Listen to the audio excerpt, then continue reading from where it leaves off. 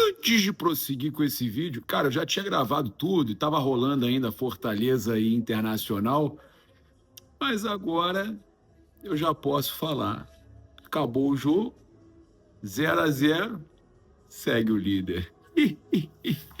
Segue o líder, parceiro. Ah, não pode zoar, não pode. Futebol é isso, tem que aturar. Segue o líder.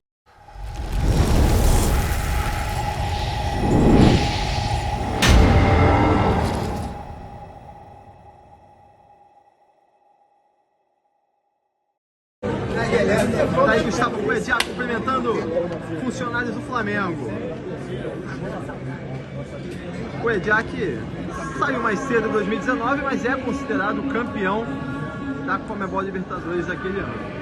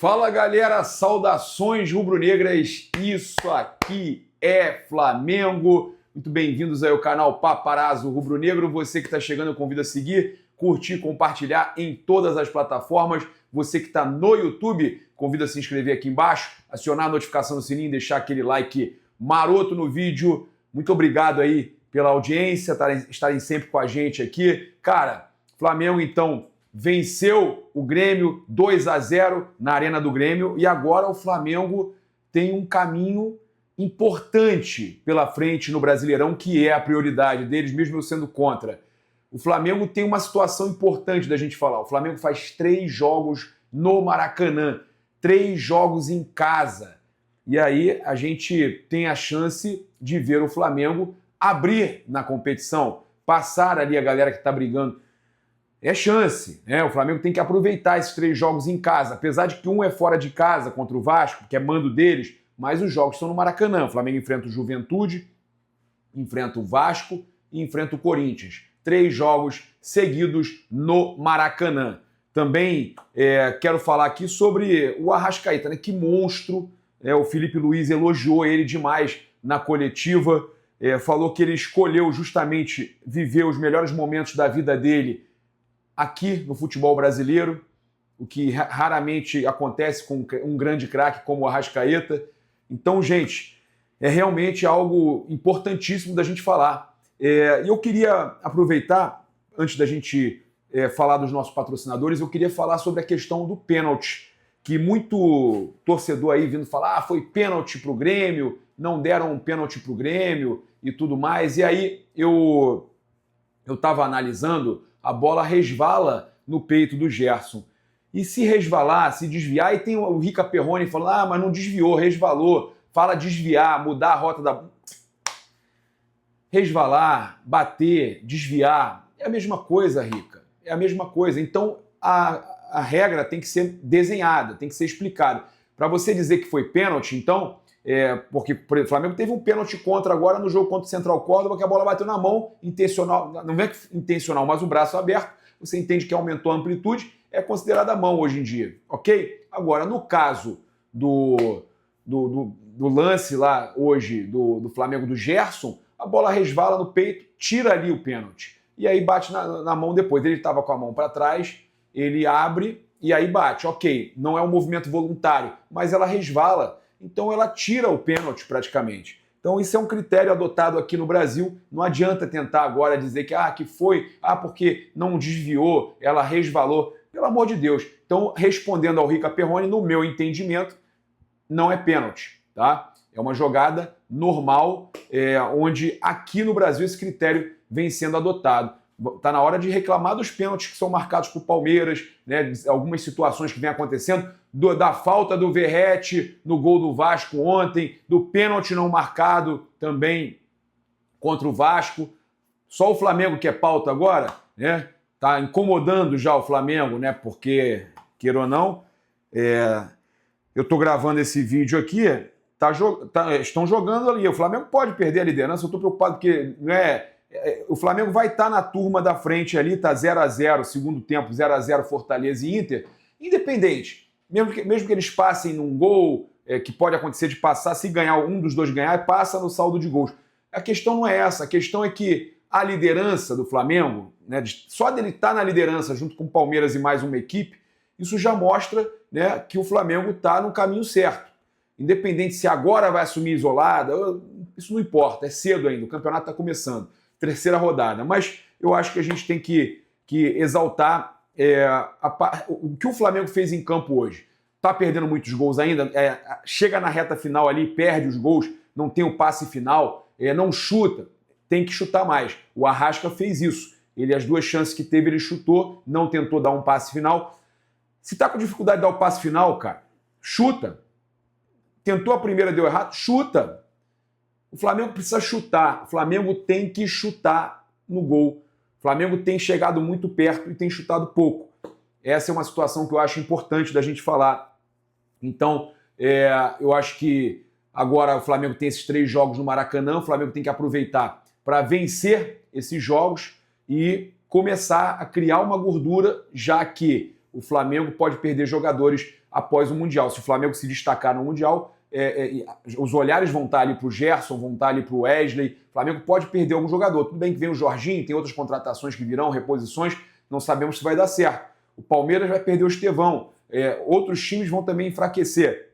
Mas o Flamengo tem que estar fazendo uma gordura já pensando no segundo semestre. Uma outra coisa para a gente falar aqui também rapidamente é com relação ao Wesley. O Wesley, desde que foi convocado, ele não tem atuado bem, né? Ele vai ter que recuperar aquela qualidade que ele estava de antes. Não vou dizer que ele jogou mal. Não acho que ele jogou mal. Não jogou mal no jogo passado, não jogou mal hoje. Não é jogar mal, né? Mas eu acho que ele vinha desequilibrando muito. E desde que voltou da seleção, ele não está desequilibrando como antes. Com relação ao Gerson, o Gerson não fez uma boa partida, como o Bruno Henrique também não fez. O Michael tentou muito, se movimentou muito, mas ainda falta ser aquele Michael de tempos atrás. Agora, uma partida espetacular do Rossi, do Léo Ortiz e o Pulgar, para mim, monstruoso. O Cebolinha entrou bem no jogo, mas teve pouco tempo para participar. O Plata também entrou bem, também acho que teve pouco tempo. Luiz Araújo não dá nem para avaliar e tudo mais. Agora, a gente tem que exaltar a partida do De La Cruz. Uma partidaça do Nicolás De La Cruz, com um monte de mimimi, um monte de gente reclamando da esposa dele, que falou isso, falou aquilo. Ele entrou em campo e foi um dos melhores em campo, arrebentou o Nicolás De La Cruz. Essa nossa dupla de uruguaios é espetacular. E eu vou dizer mais, renovo a Arrascaeta nessa... Ele merece ser renovado. O Arrascaeta é monstruoso. E não tem essa de que o contrato é só...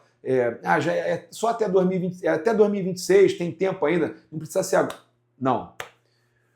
É hora de sentar e renovar com o Arrascaeta. Vamos ver o que o Felipe Luiz fala do Arrasca e também do jogo na sequência zona mista com Everton Cebolinha e Eric Pulgar, outro monstro, né? Os gringos monstruosos, Rossi, Arrascaeta, De La Cruz, Eric Pulgar, monstruoso. O Pulgar, eu vou o cartãozinho. Eu falei, né? Nossos patrocinadores estão aí no comentário fixado, só que, eu falei, Pulgar para levar cartão a qualquer momento, cartãozinho amarelo ele levou. Garantiu. E eu falei também, vitória do Flamengo, mais de 3,5 escanteio no primeiro tempo, bateu, e mais de 1,5 gol na partida. Zé Fini bateu tudo, quem foi na dica do Papa se deu bem. Lembrando de jogar com responsabilidade, que é para maiores de 18 anos, e que é diversão, não é investimento. Coletiva Zona Mista. É especial voltar aqui em Porto Alegre. Na arena me sinto em casa.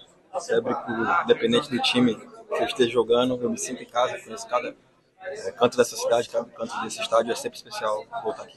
Everton, hoje em dia, a seleção brasileira está sem treinador. Por exemplo, e muito está se falando sobre treinador. O próprio nome de Felipe Luiz é um nome ligado.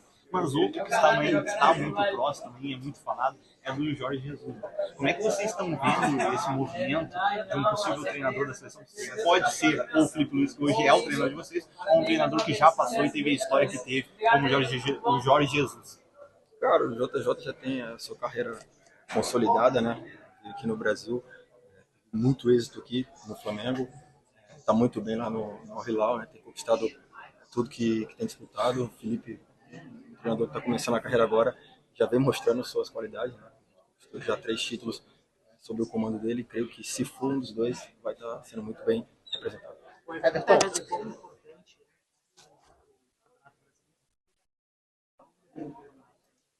Cara, em outras temporadas passadas, a gente pecou nisso.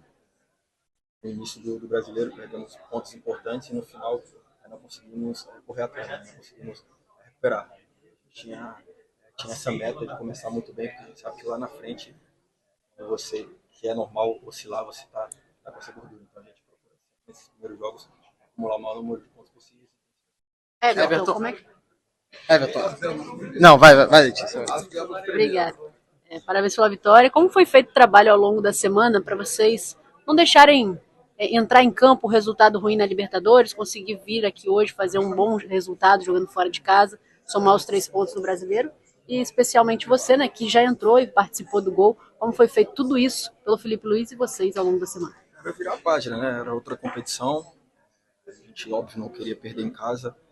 Creio que em algum momento do jogo a gente pode ter subestimado o adversário, que é normal, mas felizmente aconteceu.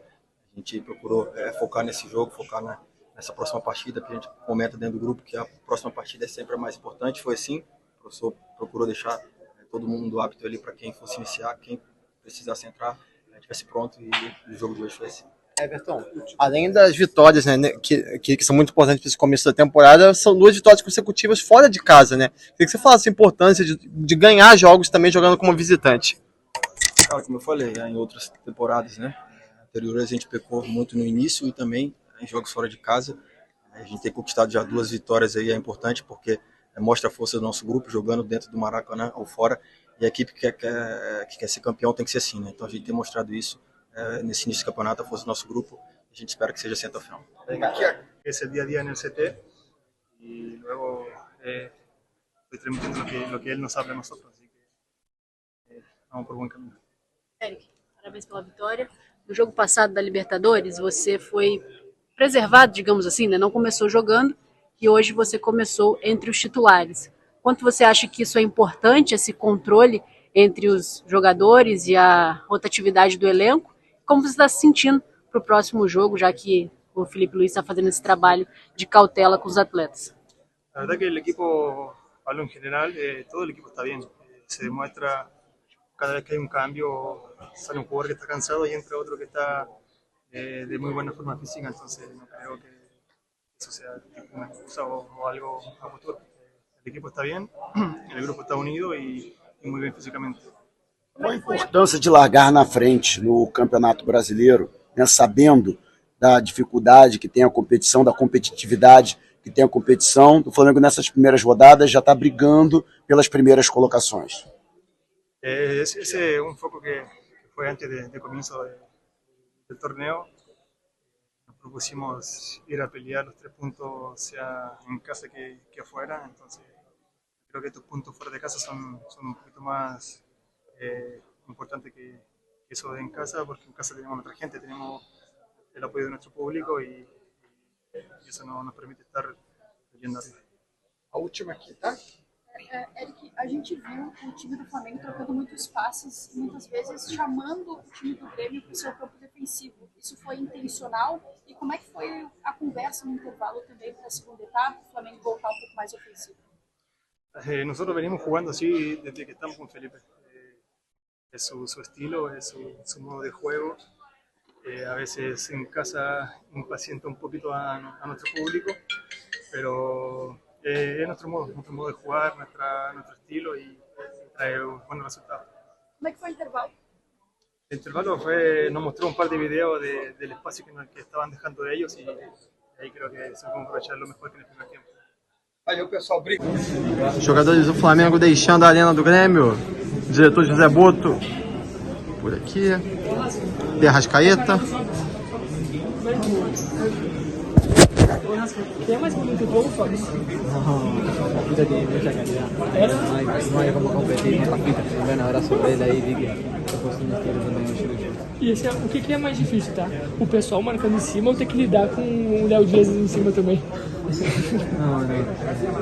Eu fui um pouquinho por fora, não me meto muito nessas coisas, mas, como eu falei, mandar um grande abraço para Sobe, que é um cara muito querido. 2 gols, amigo do Sobres pode pedir música. Que música tu pediria? Sim. Sertanejo. Lembrar da época quando a Sobe está comigo lá. Valeu, Arrascaeta. Ô Gerson, falaram que é o jogador mais bonito. Me falaram por isso. Não acha?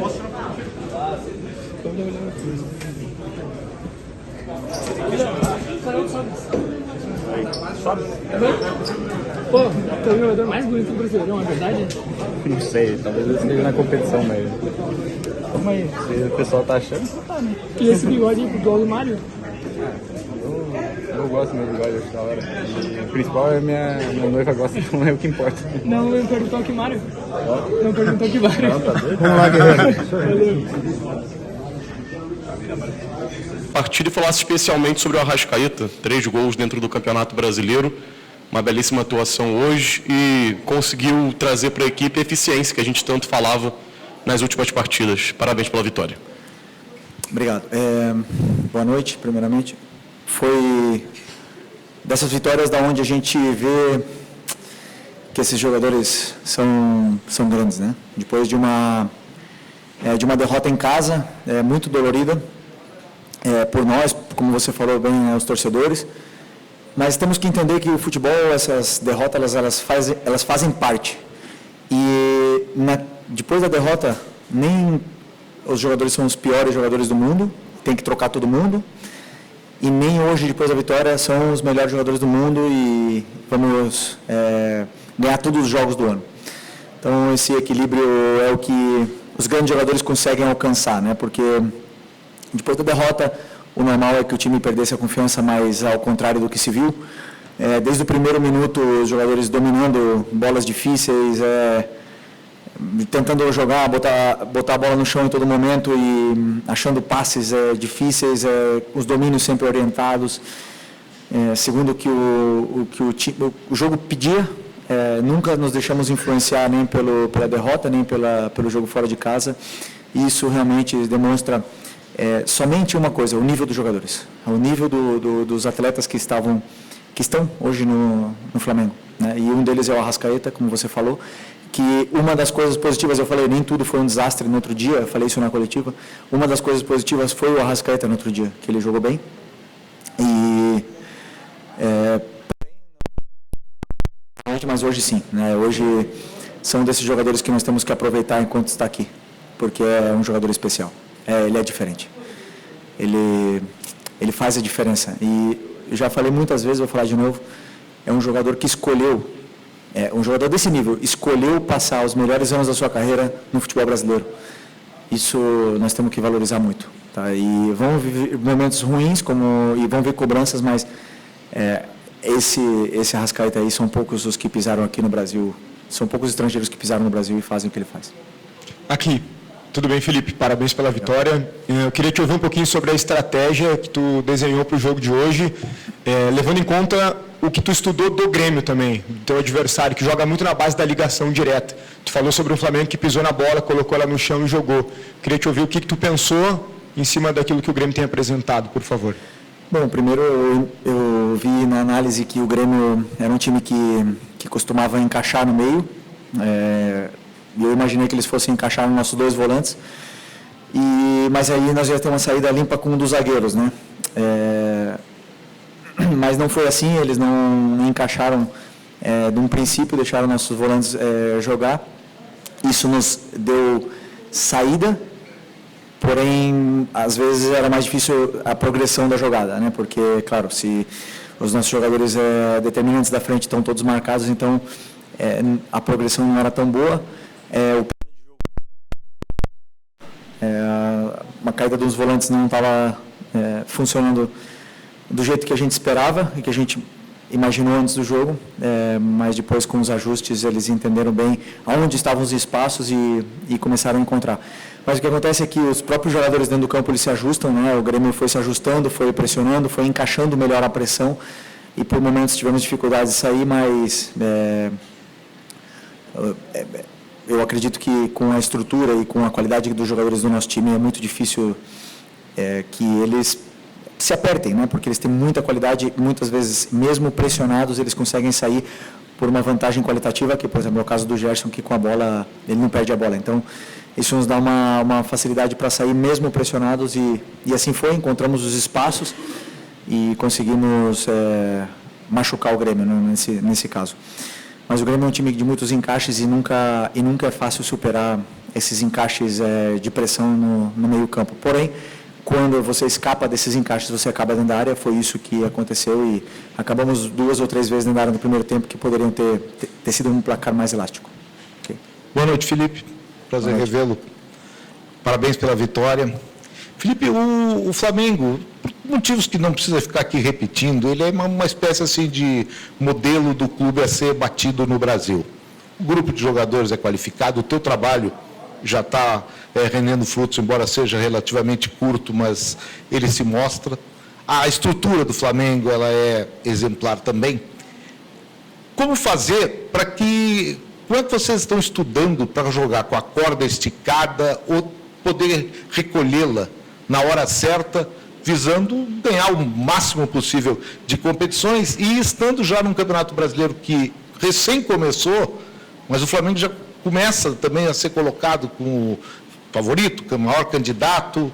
Como é que é carregar essa responsabilidade e trabalhar um grupo assim de agora até dezembro?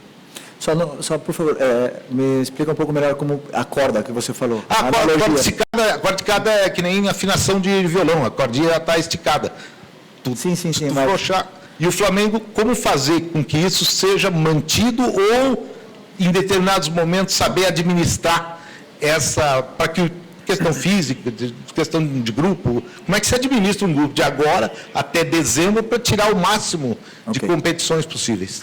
Ok, primeiro o clube nos últimos anos se reestruturou de uma forma que nos possibilita ter jogadores importantes para poder brigar pelas competições. Isso não significa ganhar as competições, significa poder disputar, né? Na parte de cima da tabela, com o elenco que tem, o Flamengo, você pode oferecer para os jogadores que queiram vir para o Flamengo a possibilidade de disputar os títulos, né? Depois ganhar ou não é uma coisa do jogo, do esporte, é difícil. Eu, particularmente, trabalho de uma forma onde eu sempre viso jogo a jogo e a corda que você fala é a nível físico, né? Na minha concepção, também um pouco da experiência que eu tenho como jogador, como eu passei por todos os processos, jovem, depois, no melhor momento, dos 28 aos 32, depois já ladeira abaixo, então eu senti o que os jogadores sentem hoje, tenho bastante esse feeling, tento aproveitar o máximo possível do que o departamento médico me dá de informação para poder decidir. E sempre colocar os jogadores que eu acredito que vão ser os melhores para que a equipe vença o jogo. Então, eu sempre trabalho pensando em fazer o que é melhor para a equipe. E aí eu não penso em sentimento, em ego, eu não penso em nada disso. E daí eu durmo mais fácil, né?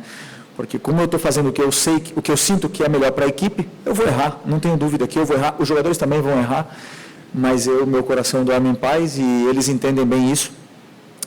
E acredito que daqui até o final do ano, a única mensagem que eu tenho para os meus jogadores é que eu vou precisar de todos eles. A gente já viu isso no Carioca, todos jogaram, já vimos isso no campeonato, são muitos jogos, e isso é o elenco qualificado que hoje o Flamengo tem para poder disputar. Mais peças virão, provavelmente, na janela do meio do ano, e isso é normal do futebol, essas trocas, né, nos elencos, mas eu acredito que sempre para qualificar ainda mais. Ok, obrigado. Felipe, tudo bem? Aqui, boa noite. Gabriel Alfa, canal Paparazzo Rubro Negro, revista Placar. Felipe, eu queria te perguntar sobre uma questão que a gente até falou um pouquinho depois do jogo contra o Central Córdoba, que é o número de finalizações do Flamengo, né? O Flamengo hoje teve uma certa dominância na partida, pisou mais na área da equipe do Grêmio, mas mesmo assim teve menos finalizações que o Grêmio, né? O Flamengo até os 20 do segundo tempo tinha 3 chutes a menos que o Grêmio, pisando mais na área adversária. Eu queria te perguntar se te incomoda isso de, às vezes, ter menos finalizações do que deveria ter, em que, querendo ou não, em alguma situação, né? Hoje não foi o caso, mas em alguma situação pode acabar complicando ainda mais a partida. Obrigado, parabéns pela vitória. Eu acho legal porque, assim, hoje, eu sempre falei para vocês, né? Vão ter dias que nós não vamos ter tantas finalizações, porém vamos estar mais finos de cara a gol, vamos fazer gol. E vão ter outros dias que nós vamos chutar 30 vezes e a bola não vai entrar, como foi o último jogo do Central Córdoba, onde tivemos chances claras e não fizemos. Fizemos um de falta, né? mas não fizemos gols. Isso é natural do que o adversário ele permite para você. Como eu falei, o Grêmio é um time de encaixes que te dá uma dificuldade maior na saída, porém, a que você escapa, você tem uma chance mais clara, ou uma chance de pisar na área, como você falou, mais clara. Depois, a finura do jogador ali, o momento de forma dele, isso cada um vai passar por momentos diferentes. E aí os números dizem, né? Um jogador como o Arrascaeta tem uns números incríveis e outros não tem tantos números como ele, como totalmente normal do futebol. Agora, numa vitória no campo, na arena do Grêmio, contra um time super qualificado, um time muito bem treinado, como eu falei, com encaixes, com tudo mais, fora de casa, segunda seguida fora de casa no Brasileiro, nós temos que olhar o lado positivo. Nós não podemos só olhar porque o Flamengo finalizou menos, porque não sei o quê, porque a bola não entrou. Então, eu sou o treinador positivo. Entendo que você seja mais negativo nesse ponto, mas eu olho sempre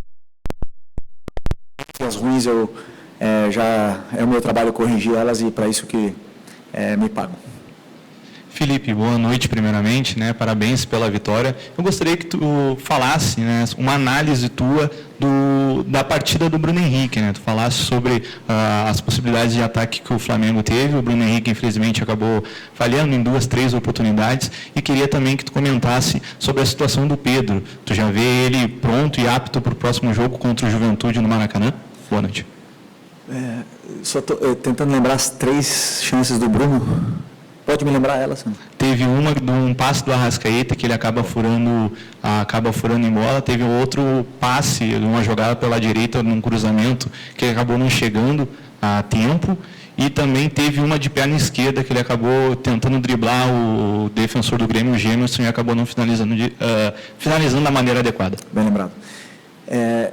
O Bruno, ele cumpriu a função à risca. Assim, fez tudo o que eu pedi para ele fazer, em função do que eu achava que a equipe precisava, né? Porque eu sabia que, como eu disse também, o Grêmio é um time de encaixes, então eles iam ter que saltar com os zagueiros. E aí o Bruno, atacando o espaço, ele é letal, e fez todos os movimentos que eu pedi, ele nos deu muita profundidade. Ele e o Michael nos deram muita profundidade, o mesmo Gerson nos deu muita profundidade, e é um jogador muito importante. Essas chances que você fala, eu não posso qualificar ela de uma chance perdida, porque, na minha visão, não foi o passe não foi ideal para ele, não conseguiu nem finalizar a jogada, né? Então, a outra talvez, em outro momento, ele teria conseguido finalizar, mas é absolutamente normal. E o que eu vejo é o volume de jogo, o que ele cria, o que ele nos dá para a equipe, porque é um jogador que pressiona muito, que que se sacrifica muito pela equipe e faz com que a equipe jogue muito melhor, de forma muito mais contundente e dominante dentro do campo ao estar Bruno Henrique, porque ele nos dá todas as fases defensivas, né? Jogo aéreo, é um jogador que domina a bola de costas, que sustenta os zagueiros, que ataca o espaço, então é um jogador super completo e na qual muito importante. E o Pedro, hoje ele está disponível, né? Claro que não está disponível para começar ainda, mas no momento que estava o segundo tempo, que eu acreditava que precisava que a gente estava com espaço para contra-atacar e não estávamos mais conseguindo pressionar o Grêmio, então era o momento de ataque ao espaço, então eu optei pelo Juninho, mas o Pedro está sim disponível para ter minutos de forma crescente durante os próximos jogos. Felipe, aqui, boa noite. Você falou agora na resposta anterior a respeito dos zagueiros saltarem da linha, né? Os 2 gols nisso acontece, são 2 zagueiros diferentes, mas o zagueiro pela direita do Grêmio. E por ali o Flamengo apostou bastante no jogo, o Arrascaeta chegando mais ali, o Michael também. Essa foi uma percepção tua antes do jogo, de explorar essas costas da defesa do Grêmio, que teria esse zagueiro saltando? Eu não vi os gols ainda, então eu não consigo, eu só lembro que o Arrascaeta driblou o goleiro no primeiro, e no segundo foi uma saída de bola pela lateral, né? Eles fizeram uma saída de uma triangulação bonita e o Arrascaeta conseguiu escapar e conseguiu finalizar, né? Mas claro que um dos sempre é que exista o ataque ao espaço, porque para mim o time mais difícil de marcar é o time que ataca o espaço o tempo todo, e isso o Bruno, o Michael, o Gerson, o próprio Arrascaeta faz e incomoda muito, mas com certeza tem preparação nesse estudo, sim. Boa noite, Felipe. Parabéns pela vitória. Felipe, tu é um técnico jovem, né? Está aí se destacando nos maiores clubes do Brasil e tu sempre se posiciona muito bem, né? Eu admiro isso. Tu acabou praticamente, né, saiu do campo ontem, né, para assumir aí de ser treinador do Flamengo. E eu acredito, eu vou trazer uma pergunta um pouco extra-campo para ti, tá? A gente viu ali que o Grêmio reclamou de uma mão na bola, né, ali no lance depois que o Flamengo fez o gol. E eu penso que se tu estivesse em campo como jogador, capitão, como tu fez, tu também reclamaria com o árbitro se fosse teu time adversário. Acredito que o VAR, ele tem a função também de ajudar o árbitro dentro de campo. E, infelizmente, a gente não está vendo isso, não só no jogo do Grêmio hoje, mas o Grêmio Palmeiras, semana passada, em Cruzeiro Internacional, e a gente viu que os árbitros também foram afastados desses jogos. Te pergunto, a gente está vendo que há uma crise técnica. O que tu pensa sobre essa crise da arbitragem no Brasil? E tu acha que tem uma solução a curto prazo, até porque esses afastamentos fazem mal para o futebol brasileiro? Obrigado pelo elogio e grande delicado, né? Primeiro, se a gente quer melhorar, nós precisamos de investimento. Precisamos investir em estudos, em melhores, prepará-los melhores, mas eu posso afirmar, em 5 anos que eu joguei aqui no Brasil, agora no final de carreira, que eu vi muitos árbitros muito bons.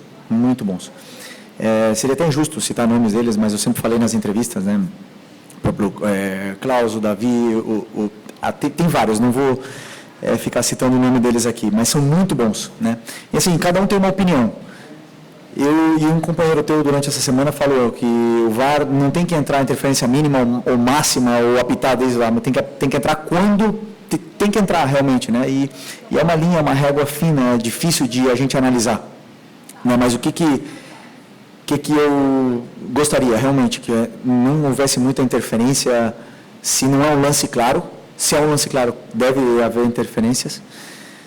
Impedimentos, eu acho que veio muito, porque era muito injusto você perder um jogo com um impedimento de 2 metros, e essas coisas vieram para ajudar, e o VAR também veio para ajudar. Precisamos continuar investindo, que eles possam continuar estudando, que eles possam continuar se corrigindo, porque no final das contas é só a experiência e as horas de correção e de trabalho que vão fazer eles chegar à perfeição, mas eu tenho certeza que eles querem se aperfeiçoar o máximo possível, porque ninguém gosta de ser criticado, de ser afastado, nem nada disso, né? Então, eu não vi o lance desse ainda, né? Não vi o lance, mas o que eu sim gostaria, e aí uma coisa minha, mas é que o árbitro do VAR que chamasse o árbitro para assistir a imagem, que eles não se comunicassem, porque eu sinto muitas vezes que influencia na tomada de decisão do árbitro, que ele só vai lá ver as imagens, que mostrem as imagens de todos os ângulos para ele, de todos, já que ele vai lá, que sejam 10 ângulos, e aí ele analisa sem a opinião de ninguém, ele, sozinho, e aí ele vai ver se ele mantém ou não mantém. Isso seria, eu acho que, o ideal para a gente poder melhorar, mas assim, nós temos bons árbitros aqui no Brasil, bons mesmo de verdade, porque a gente sempre fala da Europa e tudo mais. Os únicos, para mim, que são referências são na Premier. Na Espanha tem o mesmo problema, na Itália tem o mesmo problema, então reclamamos muitas vezes de barriga cheia, porque eu tenho certeza que esses árbitros se esforçam muito para poder serem tops.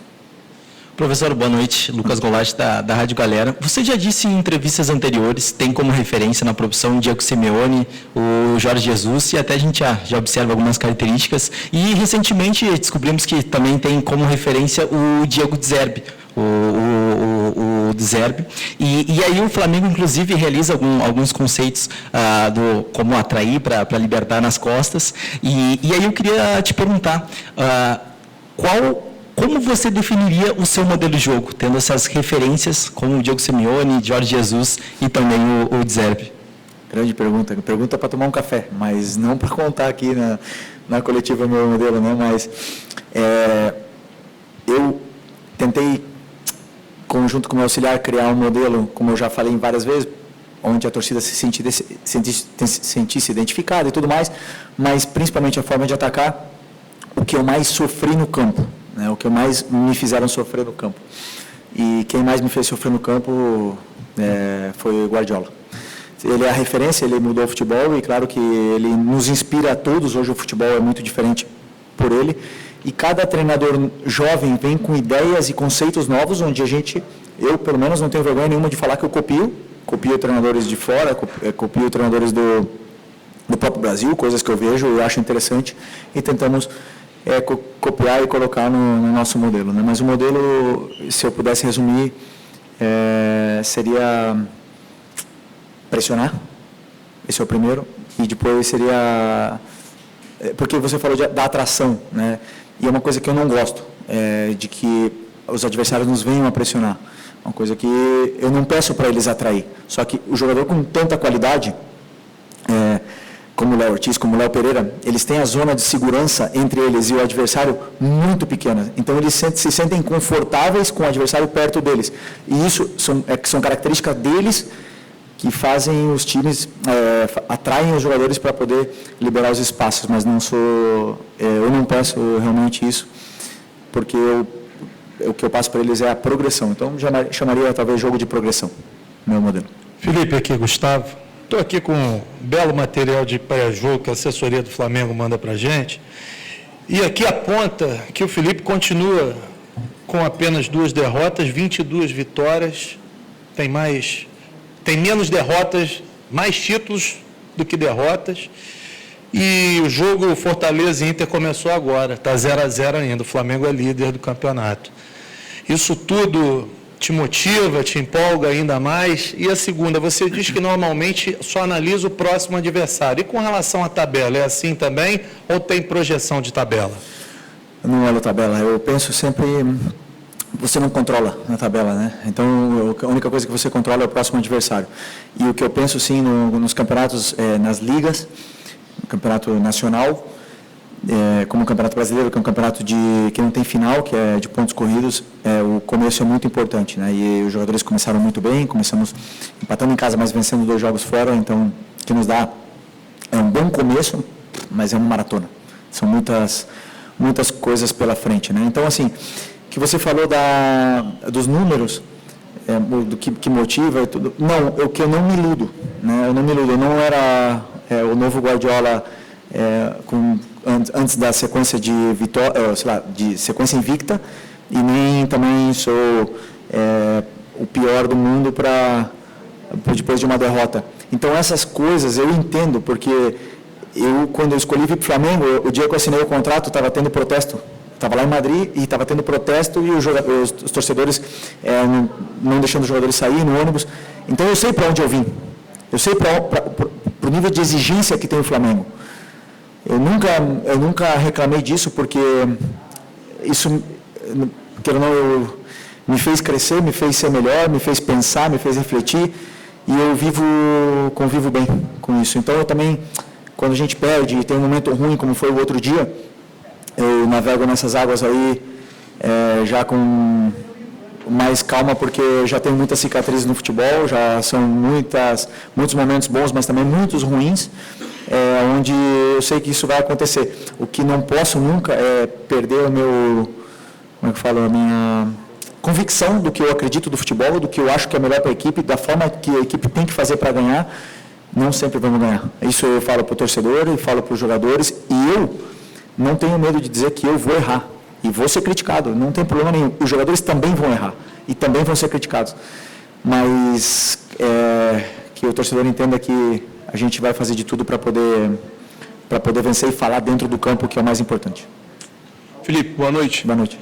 Felipe, pelo que você falou aí, pelo que a gente já conhece do seu trabalho de jogador e agora de treinador, a gente pode afirmar que você é um dos poucos hoje no Flamengo que conhece tão bem o Flamengo por tudo que você passou.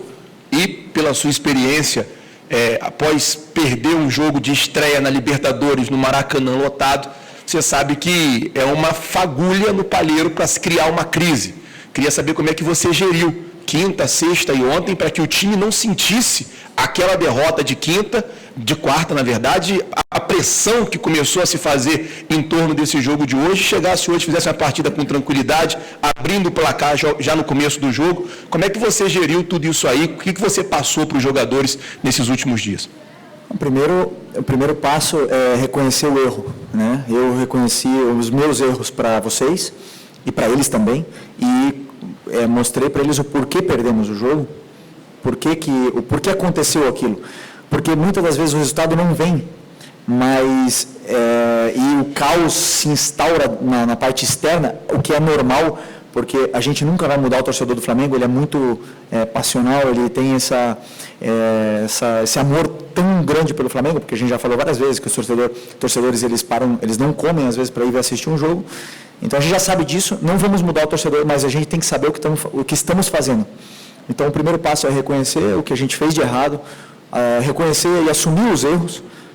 Não tenho vergonha nenhuma de dizer, e falei na entrevista depois do jogo, e falo de novo, errei em algumas tomadas de decisão naquele jogo e vou errar de novo em outros momentos, mas reconhecer isso aí nos dá a tranquilidade de que e saber se perdoar para ir para o próximo jogo. Mas aí o fato de eles terem entrado hoje com confiança e não pensarem no jogo, isso é por eles, pelo nível dos jogadores que estão no elenco hoje, porque são jogadores muito grandes que já passaram por momentos difíceis, já conhecem o clube também, já sabem como funciona a torcida e conseguem apagar rápido o que aconteceu no jogo para poder vencer o próximo jogo. Então, aí não é meu trabalho, aí é realmente o nível dos jogadores que faz o time reverter rápido essa situação. É isso, galera. Convido você a seguir, compartilhar em todas as plataformas. Você que está no YouTube, eu convido a se inscrever aqui embaixo, acionar a notificação do sininho, deixar aquele like maroto no vídeo. Muito obrigado aí pela sua companhia. Saudações rubro-negras. Isso aqui é Flamengo.